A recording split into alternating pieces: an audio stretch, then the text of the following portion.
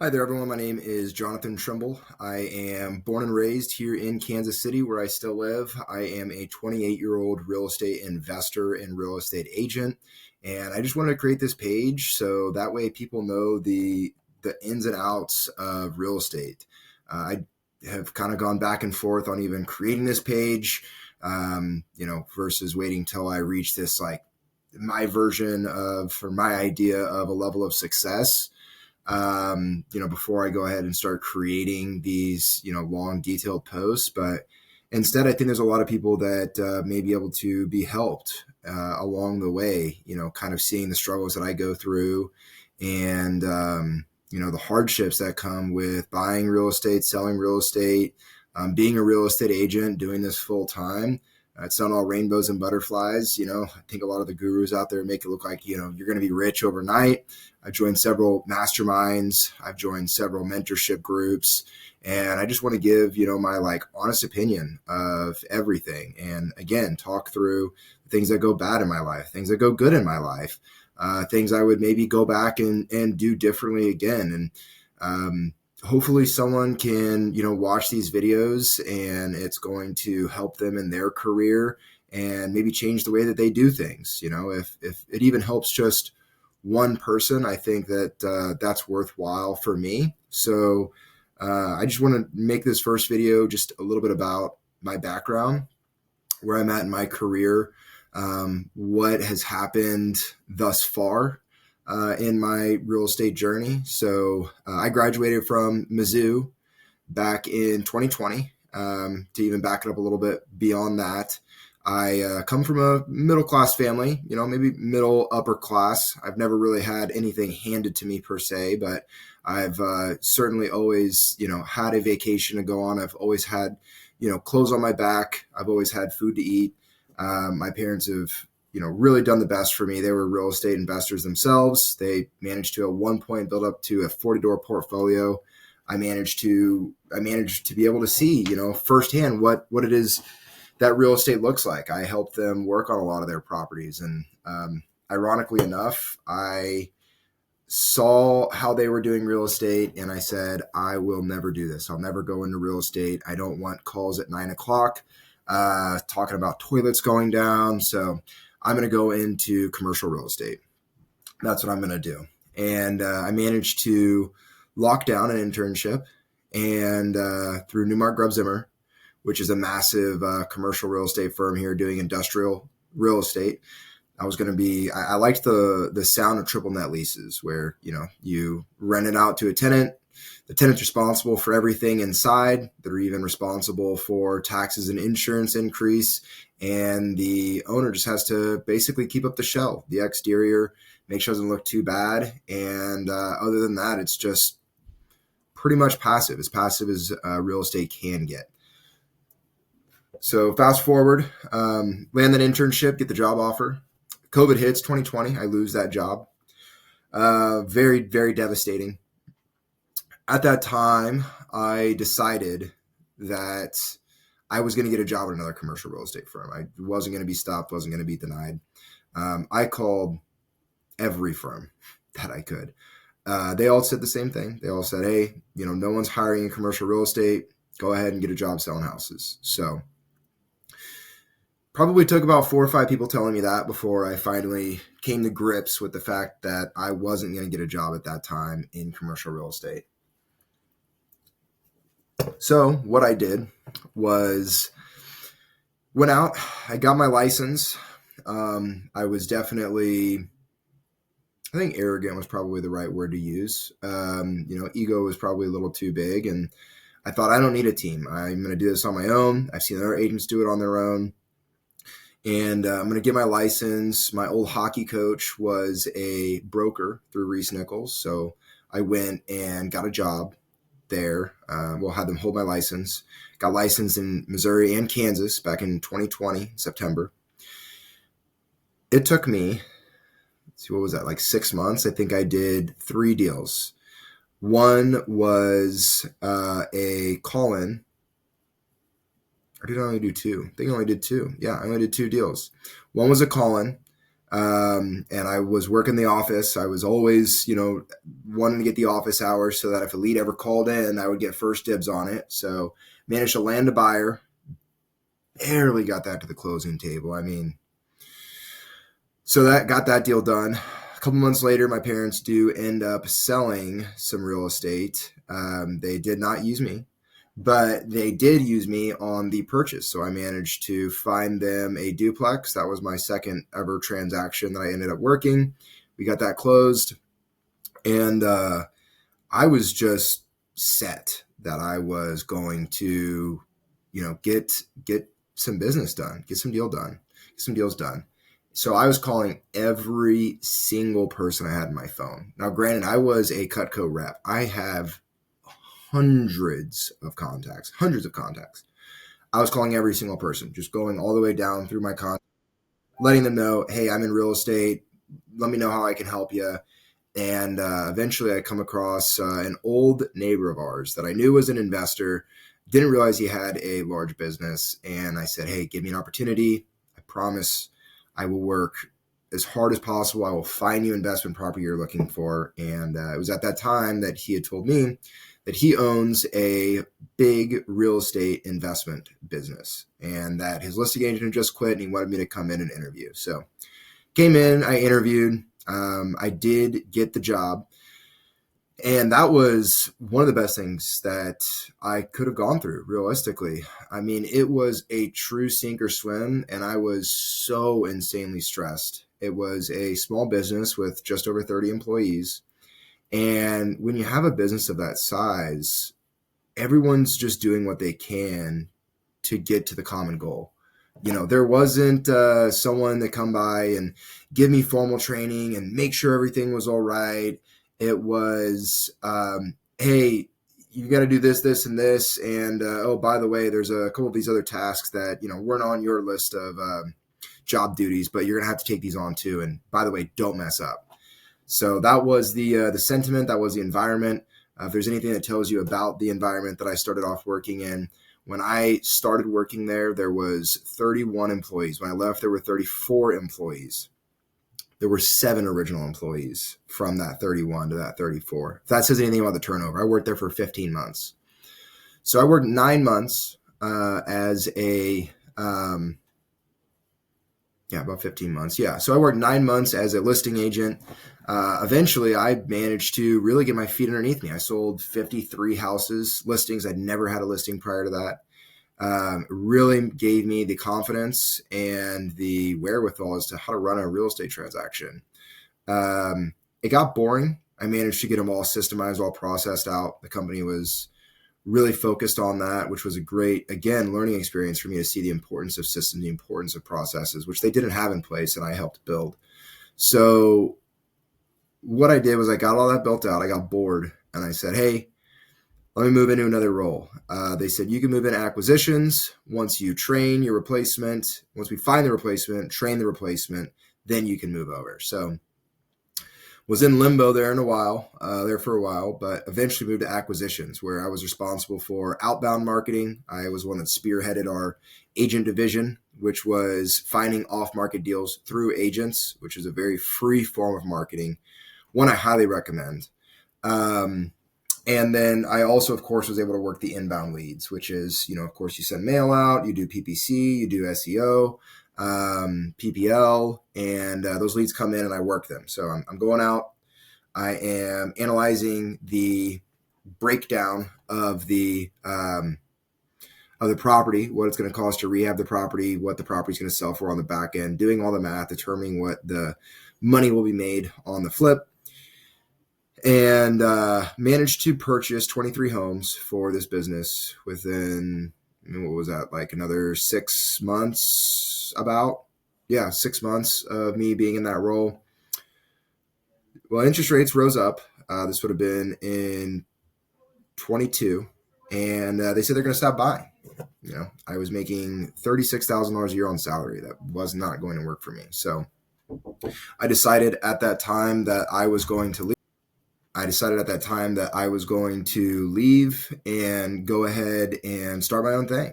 And, with that came kind of its own set of challenges. Of course, they sent attorneys after me over a non-compete. That was a lot of fun. I'm not going to name them. I think that was a messed up move that they made on their part. I left on very good terms, offered to train my replacement. They, of course, didn't pay me any of the commission that they owed me still at the time, and then threatened me with attorneys trying to get me out of the business. So, but at the end of the day, the experience and knowledge that I gained there, I was very grateful for. It was a really good experience, even though it wasn't the best environment probably to work in. But, like I said, it really kind of allowed me to jumpstart my career. So while I'm there, I end up joining the multifamily mastermind or multifamily mindset, which is a syndication group. Total scam. Didn't get it all what we ended up paying into it, which was, over $20,000. So I am very dead set on doing a syndication deal. So I am trying to help people do flips. So I'm like trying to source off market properties and reaching out to all these past agents I've worked with. I'm, trying to look at deals from wholesalers regularly. And in all my free time, I am like dead set, dead focused on like, let's do a syndication deal. And I finally get brought into a deal. I networked. They knew that I was experienced enough in the syndication deal to run a play. From self-education and the little bit of education I did get from multifamily mindset. And I raised a couple $100,000 in soft commits. It's a over 200 unit deal, and I end up getting cut out of the deal. So terrible feeling, especially when you spent weeks and weeks and weeks working on a deal for it to not pencil. So, well, not that it didn't pencil. They found the funds, and they didn't need me to raise funds for it anymore. So they just said, sorry, you're out of the deal. So, all right, that's fine. And, in the meantime, I'm, just making ends meet, connecting buyers, connecting sellers, helping investors buy these flips, renovate the flips, sell the flips. I'm, really looking at the numbers super closely. So that way I know that like I'm not off, and I know that like what I'm doing for these people is making them money at the end of the day. And that if I wanted to do it, that I know that I can, and the numbers do work. So, I do that for a couple of months. I then get in with another syndication group, separate group. I felt a little scorned after the first group there. And I end up being their acquisitions. So I am, calling. I pull the trigger on CoStar. I've always been super cheap. But if it comes to marketing or making money, I will spend money like that. No problem. $20 t-shirt, absolutely not. $6,000 software, sign me up. Whether that's right or wrong, I don't know. But I'm calling all these people, trying to find off-market deals. Their buy box is so strict. I mean, like, very small geographic area. It's got to be a certain unit size. It has to have enough value add potential. And I'm calling all these owners, and even anytime I get an even somewhat hot lead, oh yeah, we've already know those owners. We've already spoke to them. So at this point, I kind of feel like I am wasting my time calling all these people. Because every single time I bring someone forward that might even be a warm lead, they're kind of acting like, oh, I mean, that's not really of help to us because we're already communicating with them. And I could tell like, hey, maybe I wasn't going to get brought into that deal. So, again, this is late 22. Interest rates continue to creep up. People start getting really worried, and they do get another deal, and they say, hey, if you can raise funds for this, we'll bring you in as a GP. Awesome. Great. I can't get a single fund. Everyone is super concerned as to where the market's going, where the market's headed. They don't want their funds tied up, or, it spent those funds one way or another. Or again, the common sentiment was, hey, I know that, we were really interested in the previous returns, but I don't want my money tied up for 5-7 years on an exit. So skunk there. At this point, I'm out. I'm done. I'm out. I end up going out to a multifamily mastermind or multi, it was MM3 in Orlando. And I see Pace Morby speak. So I joined Sub 2, and I'm like, oh, creative finance is it. This is my ticket. I can get in. I can buy these properties, very little money, and like, this is how I'm going to do it. And I get obsessed with these wraps, which is, well, I'm like, oh, this is my whole business. You can own cash flow. You can make money up front. There's equity on the back end, and I don't have to manage property anymore. Like, this is my focus. And I end up going ahead and partnering with someone who is, over 20 years older than me. He's been a great mentor of mine to this day, still a business partner of mine, actually. So this is 2023. We form Rehome KC. So we form Rehome KC, and we are trying to squeeze every deal into a subject to where the debt stays the seller's name, and we take over the property. In order to get into properties cheap, in order to be able to wrap it, so we don't have much money tied up, so we can get the down payment, because we're financing these out to other families that can't get financing. And we realize that it's a very, very certain scenario in which subject to works for a seller. And then we also realize, after buying a couple of these subject to, that they are much more difficult to wrap out and find the back end buyer for the deal. The holding costs eat you alive. You end up needing to do some work to the property. You don't get as much down payment as you thought. And we were just like, this is not scalable. Plus, it's just like nerve wracking. I mean, it's high risk. You're technically going against what the lender's telling you that can be done. And so, from there, we're like, okay, we need to start flipping homes. So then we start flipping houses. Super disorganized, no idea what we're doing. We're running cold texting back when texting wasn't illegal. Again, this is 2023. We're running cold texting. We kind of just randomly start doing mail, completely not tracked at all. And we're doing deals. I think we only wholesaled a couple of properties that year. We didn't do much wholesale, but we flipped a couple of properties our first year. We did our 3 wraps. We decided that wasn't good long term, and we get through that year, and we're like, all right, like, this is awesome, but it's not, again, scalable, because we don't know how to track anything. We're not following anything. We don't know where money's coming in. We don't know where money's going out. We're just kind of like spaghetti on the wall, and we are making ends meet. And we're both real estate agents, so we're able to live off of our real estate agent business, which, again, at this point, I'm a featured agent on Bigger Pockets, and I'm doing most of my work with investors that I'm meeting that are just out-of-state investors. And I get through 2023, and we're like, hey, let's scale this up. Let's throw gasoline on the fire. Let's join another group. We join Results Driven.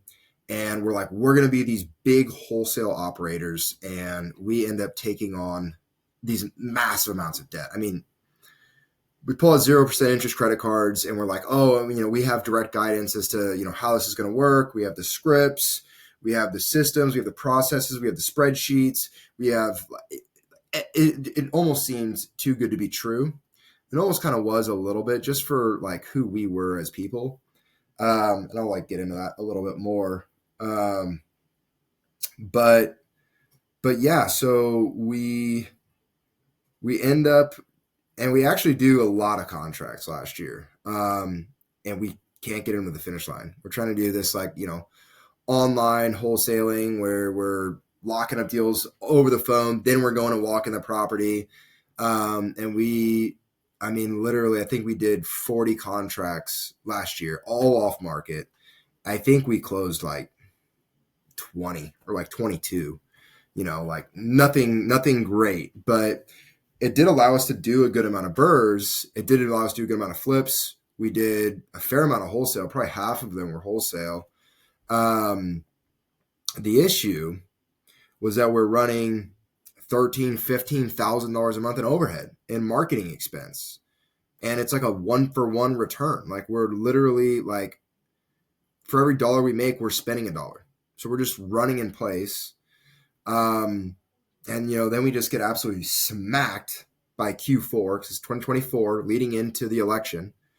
And all these flips, we just end up like this accumulation of just like issues after issue, properties sitting on the market, getting hit on repairs after price drops, trying to get people in the door. And we end up like, we don't really like make our money back that we needed to pay off this debt. And so, here we are in 2025 with all this credit card debt that we are needing to pay back. And we have essentially doubled down, and we are doing more flips to get out of the debt that we were at. But it's just these like learning lessons that we have learned, through mistakes that have been costly, cost us a lot of money.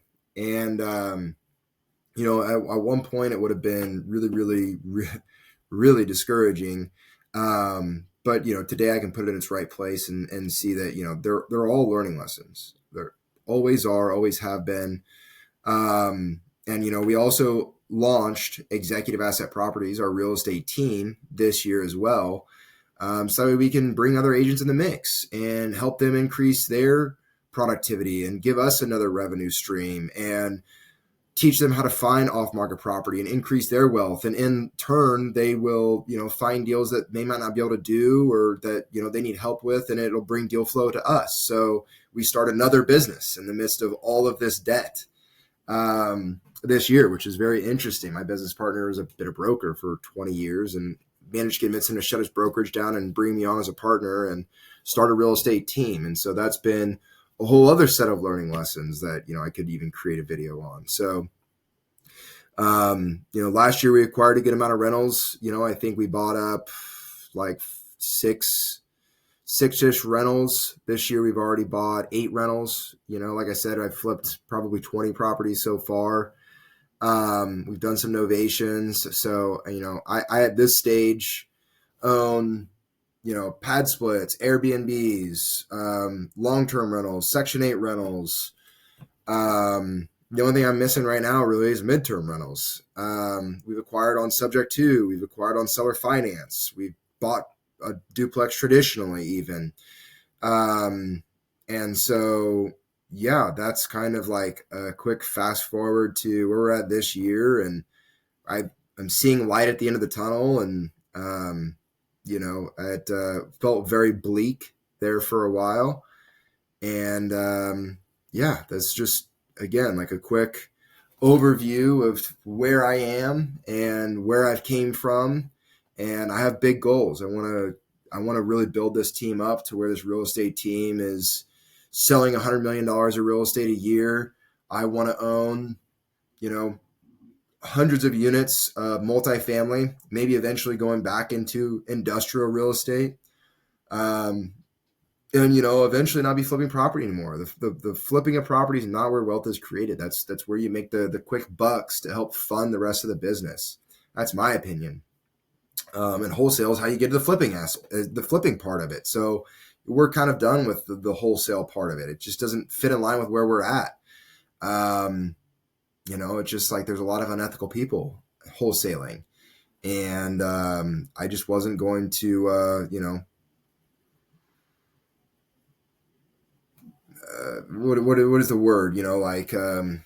Violate my morals, my ethics in order to get deals done and compete with these other people that are doing such.